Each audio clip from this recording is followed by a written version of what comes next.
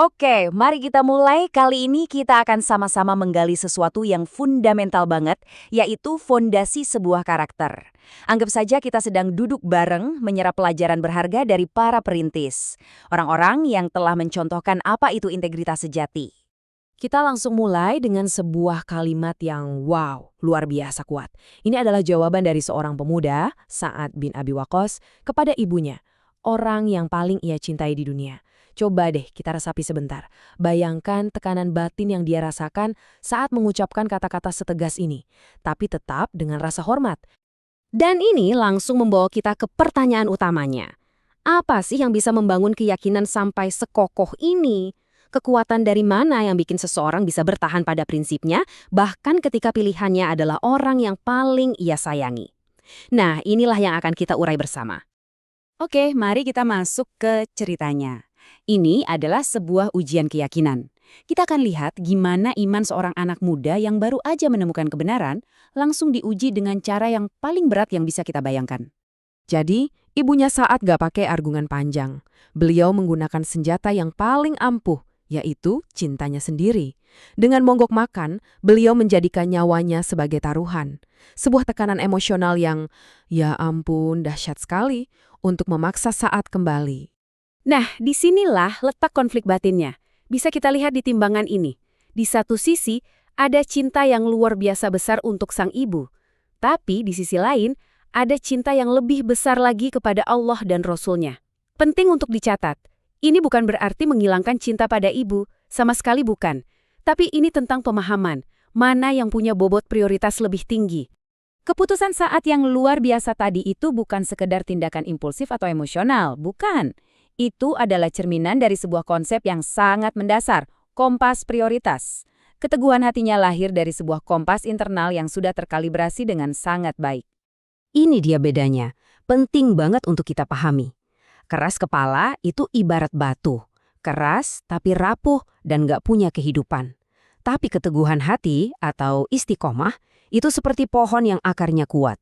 Dia kokoh karena punya akar yang dalam, yaitu skala prioritas yang jernih yang menopang seluruh hidupnya.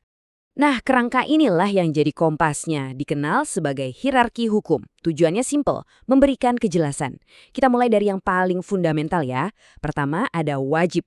Ini kewajiban mutlak yang harus didahulukan dari apapun. Kedua, sunnah. Ini amalan yang sangat dianjurkan. Ketiga, mubah. Ini hal-hal yang netral, boleh dilakukan. Dan keempat, makruh. Sesuatu yang lebih baik dihindari. Tentu, di luar skala ini ada yang namanya haram, yang harus kita tinggalkan sepenuhnya. Biar lebih gampang dipahami, kita pakai contoh praktis ya. Bayangin seorang mahasiswa, uangnya terbatas. Dia harus milih antara beli makanan pokok untuk bertahan hidup hari ini atau beli buku pelajaran yang penting. Nah, makanan itu kan kebutuhan wajib untuk fisiknya. Buku meskipun penting dan sangat dianjurkan untuk ilmunya, itu prioritas berikutnya. Intinya, amankan dulu yang wajib, baru kita kejar yang dianjurkan. Tapi, semua tindakan hebat yang kita lihat di luar, seperti keteguhan saat tadi, itu nggak berdiri sendiri. Ada penyangganya. Ada sebuah fondasi tak terlihat yang jadi sumber kekuatannya. Yuk, kita gali lebih dalam. Apa sih yang ada di balik itu semua?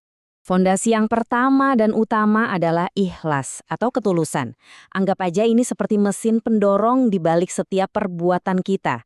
Ikhlas ini memastikan niat kita itu lurus, murni, hanya untuk Tuhan, bukan untuk pamer, bukan untuk cari pengakuan manusia. Tanpa ikhlas, komitmen sehebat apapun bisa jadi kosong. Dan yang kedua, ada tawadu atau kerendahan hati. Ini penawarnya, penawar agar komitmen kita nggak berubah jadi panggung kesombongan. Tawadu itu kesadaran penuh kalau kita ini kecil di hadapan Sang Pencipta. Jadi, kita nggak akan merasa bangga atau lebih baik dari orang lain hanya karena amal yang kita lakukan. Nah, perspektif ini digambarkan dengan sangat indah di sini. Di satu sisi ada lautan badai. Ini simbol dari kesulitan dunia, yang sebenarnya sifatnya cuma sementara. Tapi di sisi lain ada ketenangan yang abadi, imbalan spiritual yang menanti. Jadi, setiap kesulitan itu sebenarnya ujian yang dirancang untuk membangun kekuatan kita, bukan untuk menghancurkan. Oke, kita sudah paham fondasinya. Sekarang pertanyaannya, gimana cara membangun kualitas-kualitas ini dalam diri kita? Nah, kita masuk ke jalan konsistensi. Ini semua tentang latihan harian yang disengaja. Ada prinsip luar biasa yang disebut ketekunan atau istiqomah. Kutipan ini merangkum semuanya. Karakter yang kuat itu bukan dibangun dari satu aksi heroik yang jarang-jarang, tapi dari kebiasaan-kebiasaan kecil yang kita lakukan terus-menerus hari demi hari. Prinsip selanjutnya adalah soal standar. Standar keunggulan, memberikan kemampuan terbaik. Ini adalah komitmen untuk selalu memberikan usaha maksimal, bahkan dalam perbuatan yang sifatnya sukarela atau sunnah. Karakter sejati itu nggak pilih-pilih, mau itu wajib atau sunnah, usahanya harus yang terbaik. Keunggulan jadi kebiasaan. Jadi, semuanya ini mengerucut pada langkah-langkah praktis untuk mencapai apa yang disebut jiwa yang tenang. Pertama, fondasinya, penuhi semua kewajiban, jauhi semua larangan. Lalu, lapisi dengan amalan-amalan sunnah semampu kita. Tapi jangan berhenti di situ, kita juga harus proaktif cari ilmu yang bermanfaat. Dan terakhir, ambil tanggung jawab penuh atas setiap pilihan yang kita buat. Seluruh perjalanan yang kita bahas ini sebetulnya punya satu tujuan besar, yaitu berjuang untuk menjadi seorang perintis. Dalam terminologi Islam, mereka disebut as-sabiq, orang-orang yang terdepan dalam iman dan karakter. Gambar ini benar-benar merangkum pesan utamanya. Ketenangan batin atau jiwa yang tenang itu bukanlah sebuah tujuan akhir yang kita capai lalu selesai. Bukan, ia adalah buah, sebuah hasil alami dari kehidupan yang dipandu oleh kompas moral yang jelas dan prinsip yang kokoh. Sebagai penutup, saya ingin mengajak kita semua untuk merenung sejenak.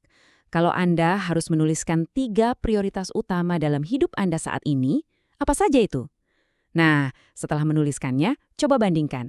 Apakah prioritas-prioritas itu sudah sejalan dengan kompas yang baru saja kita pelajari bersama?